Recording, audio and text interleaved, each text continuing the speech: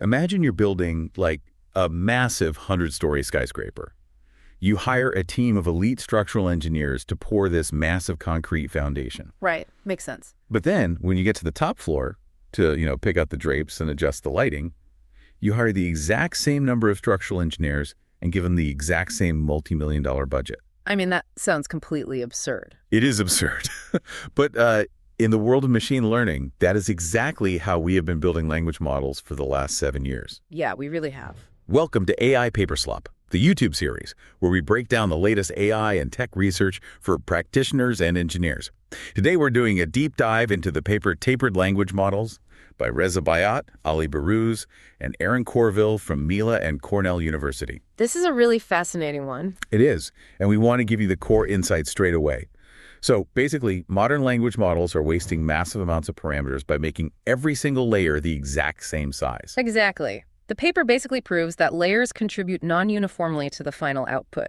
Right, with the later layers doing, significantly less heavy lifting. Yeah, and by introducing what they call tapered language models, specifically by smoothly decreasing the width of the multi-layer perceptrons, or MLPs, from the early layers to the late layers using a cosine schedule, you can dramatically improve both perplexity and reasoning benchmark scores. And the best part, because you're just reallocating the existing parameter budget, it costs 0 additional parameters and 0 extra compute. Literally a free lunch for architecture design. A total free lunch. Let's pull this apart because to understand how to fix the architecture, we first have to understand the historical baggage we're carrying. Oh, absolutely. It's one of those papers that makes you immediately question why you've been doing things a certain way for so long. Yeah. We really need to look at the architectural baggage the field has been carrying since, 2017. You're talking about the original attention is all you need paper. Exactly. It set the blueprint, and we basically never looked back.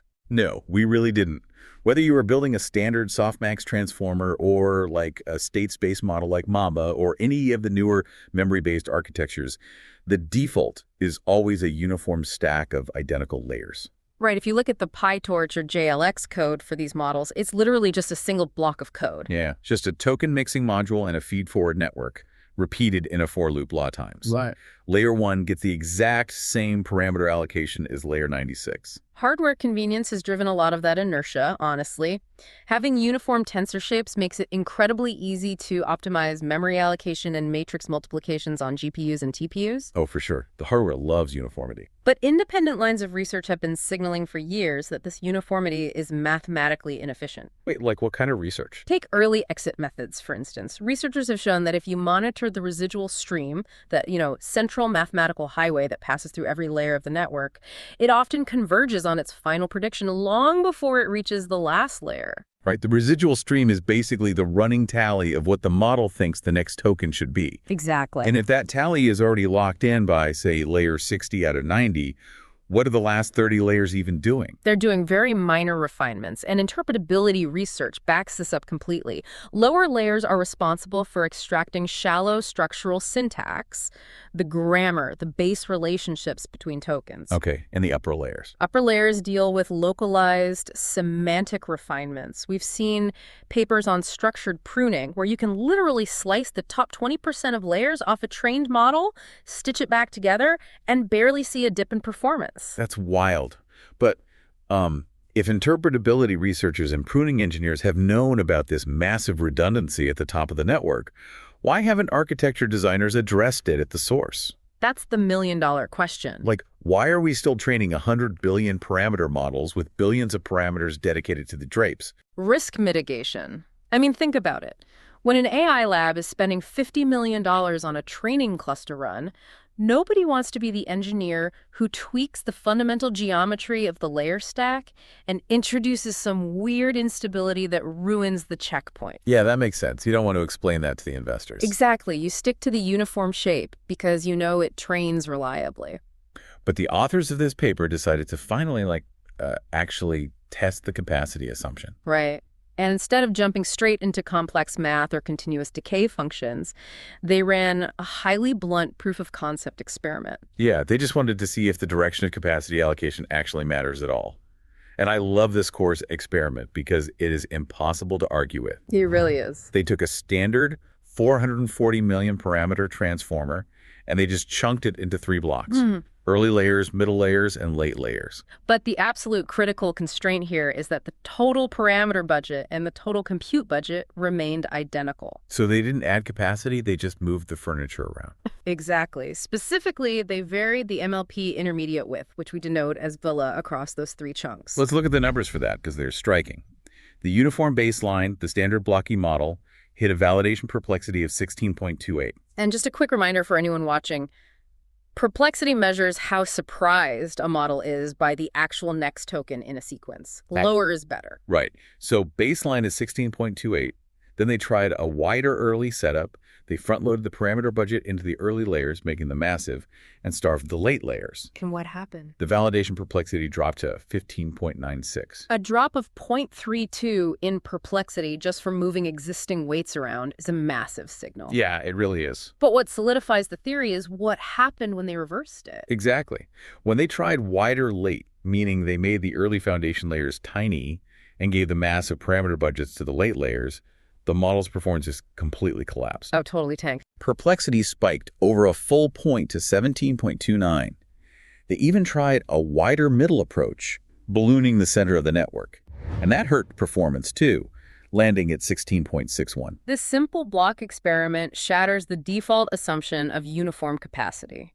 It proves that parameter utility is strictly tied to depth. Yeah, early layers have a significantly higher appetite for computational capacity than later ones. You can't just treat parameters like a fungible resource that works equally well anywhere in the network. But, chunking a neural network into 3 blocky sizes creates these sharp, sudden bottlenecks.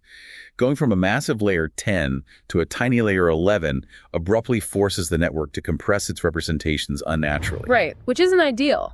So the authors moved from this coarse proof of concept to their actual architectural proposal. Tapered Language Models, or TLMs. And the defining rule of a TLM is that a parameter-bearing component should monotonically taper across depth.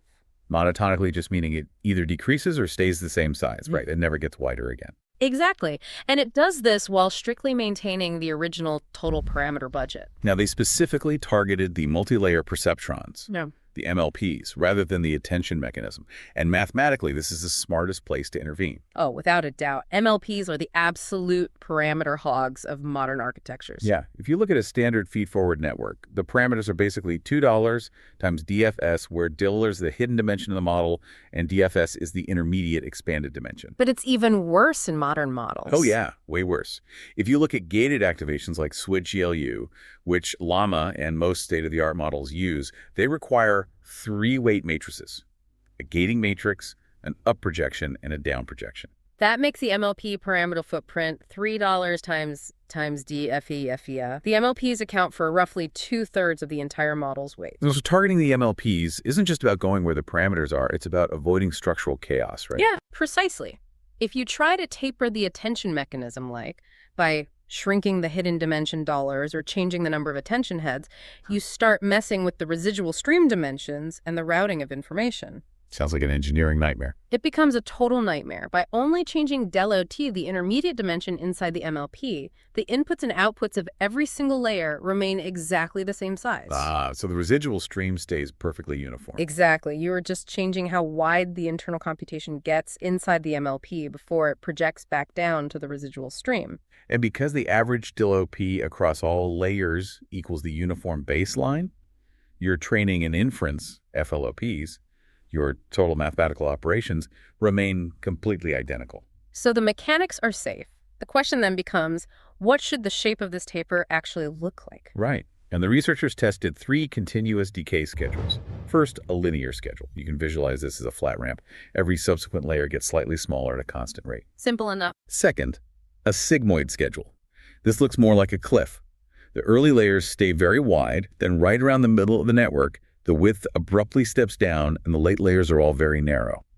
The sigmoid is essentially just a mathematically smoothed out version of the coarse block experiment we just discussed. Exactly. And the third schedule is the cosine schedule. Visualize a smooth ski slope. It starts off flat and wide at the early layers, gently accelerates its curve downward to the middle layers, and then flattens out again smoothly at the narrow end. Now, intuitively, I would have guessed the linear ramp. A constant rate of decay seems the most mathematically fair way to distribute the reduction. I thought the exact same thing, but the data says otherwise. Yeah, testing on the 440 million parameter scale, the cosine schedule strictly dominated the linear schedule, and the linear schedule dominated the sigmoid. So the ski slope is the optimal geometry. It is, but knowing the shape is only half the problem. You also have to determine the aggressiveness of the slope. Right, like how wide should the very first layer be and how narrow should the final layer be to get the absolute best performance? To find that out, they ran a schedule sweep. They systematically varied the ratio between the starting width, start, and the ending width. And the results on the validation loss created this perfectly clean U-shaped curve. U-shapes in optimization are exactly what you want to see. They indicate a clear mathematical sweet spot between two extremes. The sweet spot they found was a start ratio of 1.5x the baseline width, tapering down to an end ratio of 0.5x. Let's ground that in reality for a second. Yeah, go for it. If your baseline uniform model uses an MLP width of 4,000, your tapered model will start with an MLP width of 6,000 at layer 1 and smoothly scale down to a width of 2,000 at the final layer. And applying the specific 1.5 to 0.5 cosine configuration drops the validation perplexity from the 16.28 baseline down to 14.44. That is nearly a 2-point drop in perplexity without adding a single parameter or floating point operation. It's incredible. For an ML engineer allocating compute, getting a perplexity improvement of that magnitude normally requires training on billions of additional tokens. Which costs real money and real time. Exactly. And looking at the edges of that U-shape really explains the dynamics. If you make the taper too aggressive, say, starting at 1.75x and ending at 0.25x, the perplexity creeps back up. Because you end up starving those late layers. Right. They might not be laying down the foundational syntax, but they still need some capacity to refine the semantics. And on the flip side, if you are too timid with the taper, say, starting at 1.25x and ending at 0.75x, you leave the asymmetry underexploited. Yeah, the early layers are still hungry for more capacity. You really need that Goldilocks zone. But I know what a lot of engineers are thinking right now. What's that? Sure, you found a neat trick on a tiny 440 million parameter model. Lots of tricks work at 500 million parameters, and then completely evaporate when you scale up to billion parameter models or change the architecture. Ah, yes, the classic bitter lesson of AI research. Exactly. But the authors anticipated that exact skepticism. They locked in that 1.5 to 0.5 cosine schedule, no further hyperparameter tuning, and pushed it to larger scales. We're talking 760 million and 1.3 billion parameter models trained on 50 billion and 100 billion tokens using the Llama 3 tokenizer. Crucially, they didn't just test this on the standard softmax transformer. They tested 4 radically different token mixing architectures to see if this is a universal property of neural networks or just a quirk of standard attention. Let's break those architectures down, because this is where the paper goes from like an interesting hack to a fundamental discovery. Yeah, it's a huge deal. First, they tested the standard softmax attention we all know. Second, they tested gated attention. This is an architecture designed to fix attention sinks. Right, which is that annoying phenomenon where the model dumps massive amounts of probability score on the very first token in a prompt just as a fallback mechanism. Exactly. Gated attention fixes that, fundamentally altering the probability distribution. Third, they tested hope attention. This one is wild. It's a highly experimental, recurrent, self-modifying memory architecture. Yeah, instead of just looking back at a static context window, it actively modifies its own memory representation step by step. And finally, Titans. Right, Titans. This is an architecture that uses neural long-term memory. Instead of storing past tokens in a massive key value cache that eats up your GPU VRAM, Titans compress historical context directly into a persistent neural memory state. So these 4 models process data in entirely different ways, but the results... across all 4 architectures, and across both the 760M and 1.3B scales, the 1.5 to 0.5 cosine taper improved average common sense reasoning accuracy and improved lambda perplexity without exception. Let's define that for the audience real quick. Common sense reasoning benchmarks like PIQA, which tests physical interaction intuition, or HelloSwag, which tests predicting the logical continuation of a scenario. Tasks that require deep semantic understanding, not just rote memorization. Exactly. Tapering improved performance on 8 different benchmarks across the board. What this tells us is that the appetite for front-loaded capacity has almost nothing to do with how the tokens interact with each other. Whether you're using softmax attention, a recurrent memory state, or neural compression, the fundamental progression of information through the depth of the network remains the same. Early processing requires high capacity. Late processing requires low capacity. Okay, I have to play devil's advocate here, though. Do it. Because as an engineer, cutting the capacity of the deepest layers in half sets off massive alarm bells regarding long context retrieval. Oh, that makes total sense. If I'm feeding a model a 16,000-word document, it's those final layers that synthesize the output and pull the specific requested information out of the noise. Exactly. If we make the deepest MLPs 50% smaller, don't we inherently cripple the model's ability to find a needle in a massive haystack? It is the most logical vulnerability to probe. If you shrink the final synthesis layers, you risk causing amnesia for distant tokens. So how did they test it? The authors ran rigorous needle-in-a-haystack evaluations up to a 16K context window to test this. And they didn't just test simple keyword retrieval. Right, they tested the retrieval of passkeys, which are random 5-digit numbers hidden in the text. They tested UUIDs, which are complex 32-character hexadecimal strings that are incredibly difficult for models to hold on to. They even tested multi-query retrieval, where the model has to find multiple different needles simultaneously. So did the 0.5x capacity layers at the end of the network drop the ball?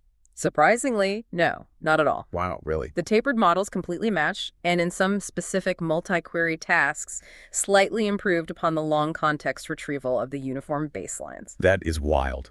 It proves that the 0.5x capacity is still mathematically sufficient to route and retrieve specific tokens across a 16K context. You just don't need a massive MLP to move a specific UID into the final output projection. But, as engineers, we hate a black box. Yeah. Seeing the validation loss drop and the benchmarks go up is great, but we need to know the mechanism. Why are the deep layers so parameter inefficient? What is physically happening to the vectors in layer 90 that makes a smaller MLP acceptable? To answer the why, the authors conducted a brilliant mechanistic analysis. They needed to measure how much novel, unique information each layer was actually writing into the residual stream. Right, and to do this, they measured the cosine similarity of each layer's update against the residual stream itself. Specifically, they measured two values, Cole block, which looks at the total additive contribution of the entire layer, And MLP, which isolates just the contribution from the multi-layer perceptron. Exactly. And to make sure their findings weren't just a quirk of their own training runs, they analyzed the entire GPT-2 family of models. From the 124 million parameter version all the way up to the 1.5 billion parameter checkpoint. Right, running on the Wikitext2 dataset. Let's explain what a cosine similarity metric means in this high-dimensional vector space, though. Sure, if a layer calculates an update and its cosine similarity to the existing residual stream is close to 0, it means the update is orthogonal. It is pointing in a completely new direction. The layer is writing entirely novel features into the stream. But if the cosine similarity is significantly greater than 0, say 0.7 or 0.8, it means the layer's update is highly parallel to the existing stream. It isn't writing new information, it's just amplifying, scaling up, or slightly reinforcing the directions that are already there. And when they track these ReLA values across the depth of the uniform GPT-2 models, the pattern was undeniable. In the early layers, LLB drops extremely low. The correlation to the existing stream is minimal because those early MLPs are doing the heavy lifting of extracting and writing brand new base features into the vector space. But as you move deeper into the stack, ReLA declines steadily.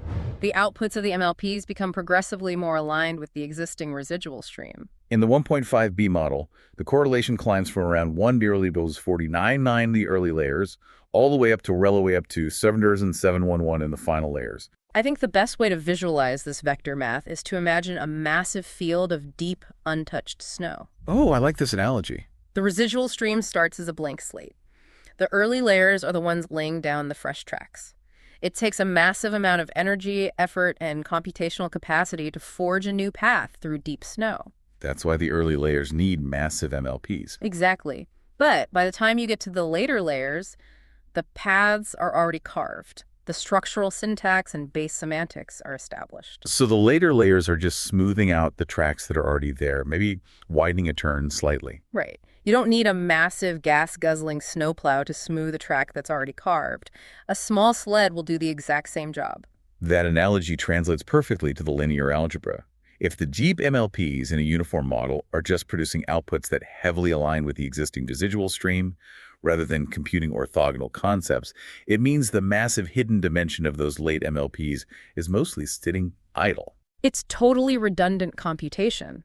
Tapering the network isn't a trick. It is simply aligning the physical architecture of the model with the mathematical reality of how the residual stream behaves. Early layers compute novelty, so they get the capacity. Later layers compute reinforcement, so their budget is reduced. This fundamentally changes how we should be writing the configuration files for our models today. Depth-aware capacity allocation is an architecture-agnostic lever that provides performance gains for free. We've been blindly copying the for-loop layer design since 2017 out of pure hardware convenience. And we shouldn't stop at MLPs, honestly. The authors explicitly note that this tapering principle could be applied to attention heads, key value dimensions, or recurrent state sizes. And because this is a property of sequential processing, it very likely extends beyond text. Oh, definitely. Vision transformers and diffusion transformers, which power image generation, also inherit this exact same uniform capacity default. We are likely wasting millions of GPU hours computing redundant features in the deep layers of image models right now. It's staggering to think about. Which leaves us with a truly provocative engineering question to chew on. We've established that static capacity should taper, because later layers process less novel information overall. But what happens if we make tapering dynamic? Wait, dynamic tapering? Yeah. Could future architectures route capacity on a token-by-token basis? Imagine keeping the deep MLPs incredibly wide, but only activating that full width for highly novel, surprising tokens. Oh, wow. And for highly predictable tokens, the compute at depth shrinks to near zero dynamically. Exactly. If the drapes are already perfectly hung, we don't even send the decorators into the room. That is a fascinating direction for the field. Well, thank you for tuning in to this deep dive on AI paper slop. We'll keep digging through the ArcSub drops so you can stay at the absolute bleeding edge of AI research. See you next time.